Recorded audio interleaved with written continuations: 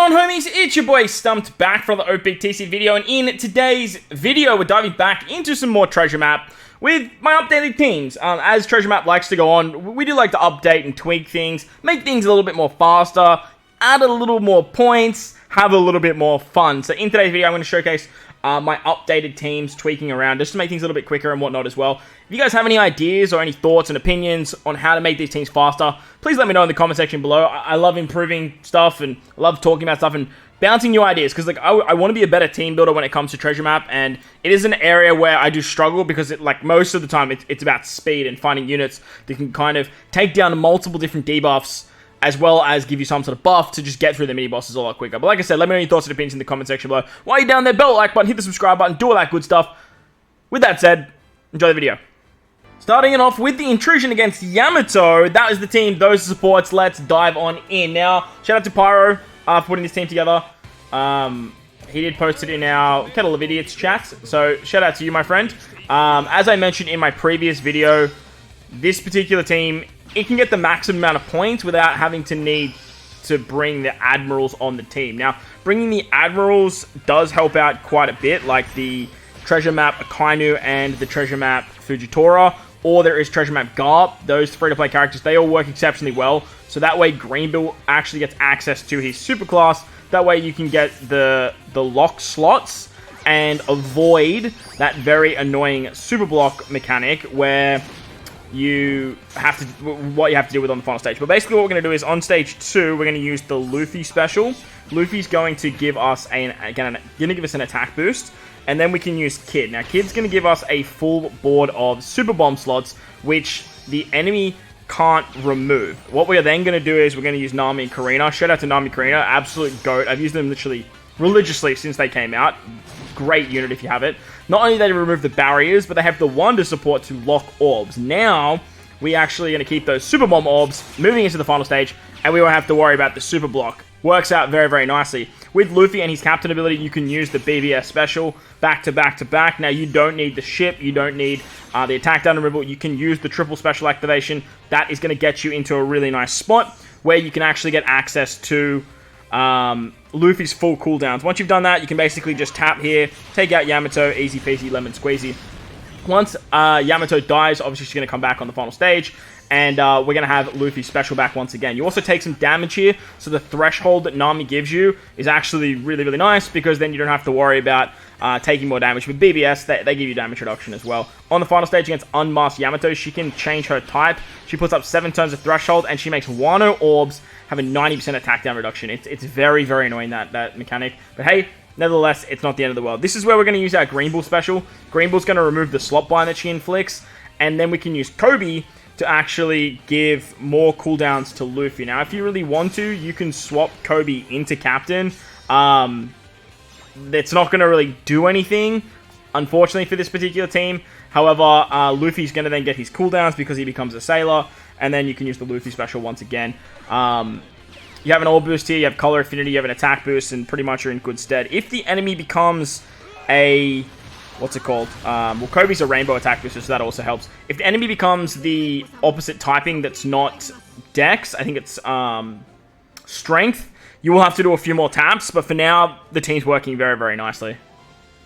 Alright, so the first mini-boss is against Luffy, and this team changed drastically. That is the team, those are the supports. Let's dive on in. I have moved Nami Karina over to the Luffy fight, and the reason I've done this is because the enemies with the barrier are actually in the back slot. Now, the reason I had Cat Viper initially was because there was a barrier, but because the enemy doesn't have a barrier, technically, I don't really need Cat Viper, but Nami Karina can actually remove their barriers with the Nami variation. Not only that, but Nami removes paralysis. So the way that I'm doing it here, starting with Nami, we've got Hiyori still, we have Zoro for wave clearing, then we're just going to basically use our Nami special, and that is going to not only remove the paralysis, but it's also going to remove the barrier in the back. I brought along Crocodile because our captain's cerebral. Crocodile can actually clear the units in the back after the barrier goes away, and then he gives us a chain boundary. You can also use Kid here as well.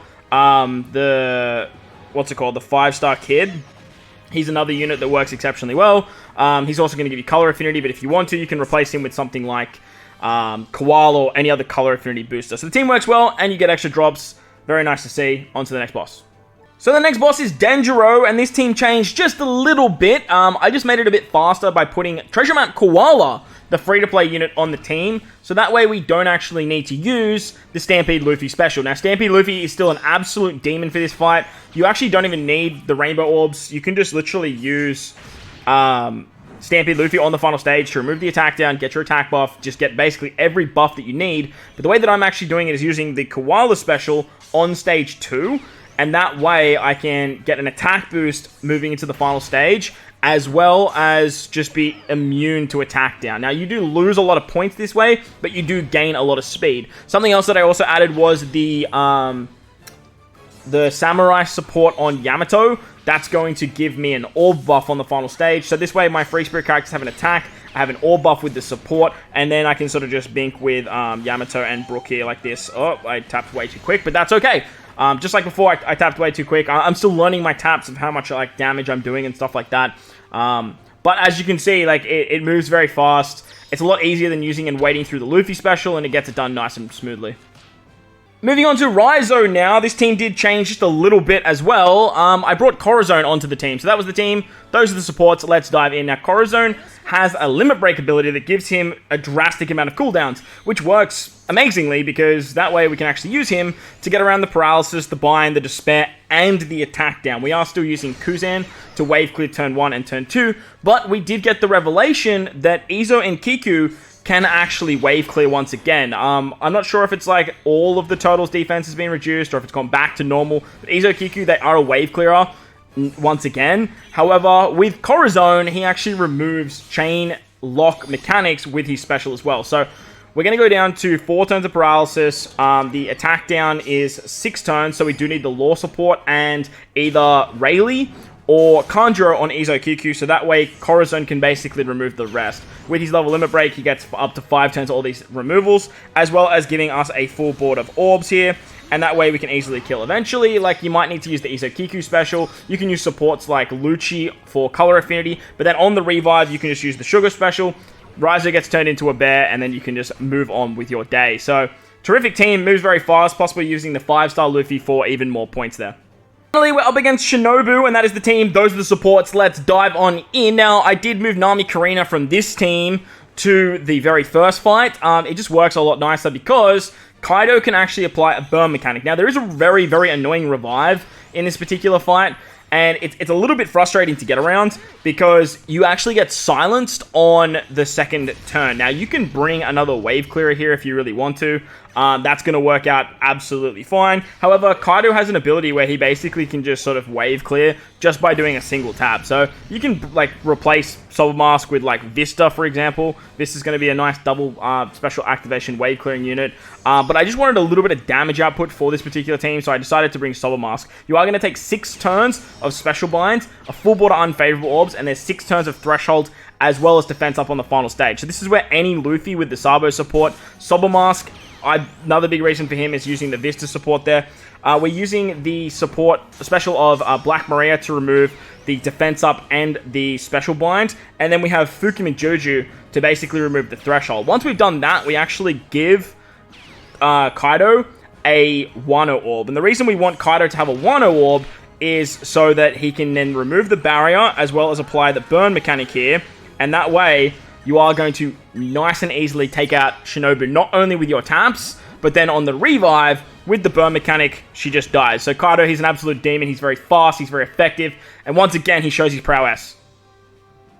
And the final fight, the team really kind of hasn't changed all that much. That's the team, those are the supports. Let's dive on in. Now, my team always sort of remain the same in terms of utilizing the category Oven. We have the 5+ Luffy and the 5+ Kid and the 5+ BBS. They're all 1.4 or 1.35 boosters. And then with category Oven and Shanks, we're also getting that 1.35 nice and simply there as well.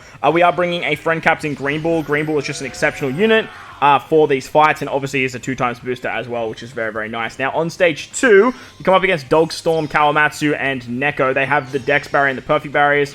You get a full board of block orbs, attack down for 6 turns, as well as burn. Now, I'm using the Grantosaurus ship, but don't stress. You don't need the Grantosaurus ship. You can easily just use BBS's special 3 times.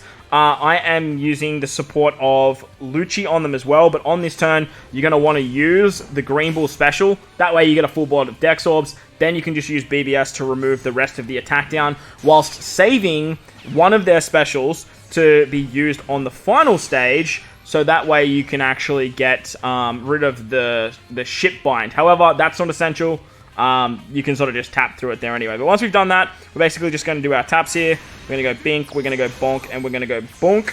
See you later. We have 3 Dex units. It works very, very nicely. And then we can move on to the final stage. You do take some damage there, but BBS, once again, they're great because they give damage reduction. And it all works out pretty nicely. On the final stage against Momonosuke, he's going to special bind us for 5 turns and gives us 6 turns of paralysis, which is going to go down to 5 thanks to a sailor ability. I believe maybe Luffy's. I think Luffy's sailor ability removes 1 turn of attack down as well, which is another very, very good ability. We're going to basically use the special of Luffy here. Unfortunately, that is going to give us an orb bust to fighters and free spirit characters. And when you rotate your orbs, Momo's going to rotate them back. But that's okay, because they go back to block orbs, they just get locked. So when we use Kid to remove the paralysis, he turns them into Super Bomb, which then now can't be rotated. That works out really, really nice. If you did manage to save a BBS special here, you can use that for a conditional boost, and then use the super type of Katakuri Oven, get a big heal up, and then you can use their special to give a chain boost. But look, that doesn't really matter. If you want to, you can use their super type first, get their conditional, and then use their special again. But then you're going to finish it off with Shanks, who's going to give us a few chain boundary shenanigans, but set defense to 0, so now we have a conditional boost. Super nice, right? With that, we have a weird orb boost, an attack boost thanks to the X-Drake support, and then we can basically just go bada bing, bada boom, bada bop. See you later. So there you go. There are my teams that I'm using right now for the latest treasure map for 5+ Luffy. I hope you guys enjoyed the video. If you did, make sure to go down there, belt like button, hit the subscribe button, do all that good stuff. Most importantly, wherever you guys are in this beautiful world, please remember to enjoy the rest of your day. As always, homies, thank you for watching, and I'll catch you all in the next one.